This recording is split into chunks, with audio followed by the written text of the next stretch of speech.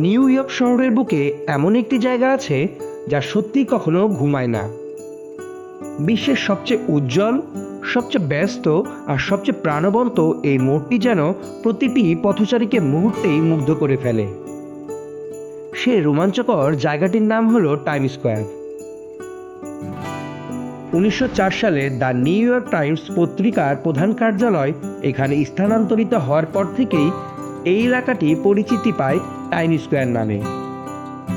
একসময় সাধারণ একটি রাস্তার মোড় আজ পরিণত হয়েছে বিশ্বের অন্যতম গুরুত্বপূর্ণ সাংস্কৃতিক কেন্দ্রে।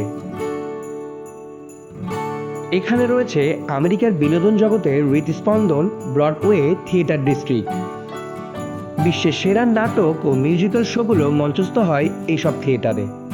আর ব্রডওয়ের ঠিক পাশেই অবস্থিত টাইম স্কোয়ার, যা হয়ে উঠেছে স্বপ্নবাজ ও সৃষ্টিশীল মানুষের এক বিশাল মিলন মেলা। প্রতিদিন প্রায় 3 লাখ মানুষ এই এলাকার বিশাল পেডিস্ট্রিয়ান প্লাজা দিয়ে হাঁটেন।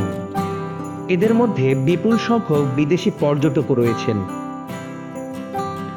চারপাশ জুড়ে বিশাল বিশাল ডিজিটাল বিলবোর্ড, ঝলমলে আলো আর রঙের খেলা, তাই যেদিকেই ক্যামেরা তাক করা যায় সেদিকের দৃশ্যটাই যেন সিনেমার মতো।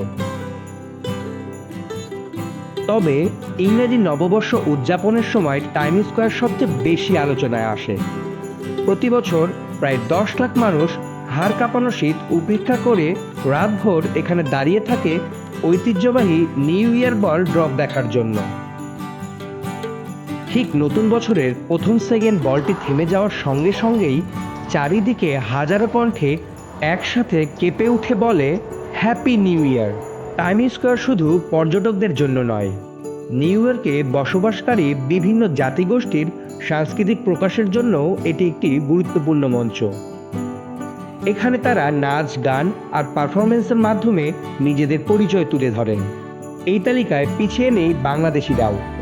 পয়লা বৈশাখ উদযাপন, বাংলা গান ও নাচে টাইম স্কোয়ারকে রাঙিয়ে তোলার পাশাপাশি রমজান মাসেও এখানে নামাজ আদায় করা হয়।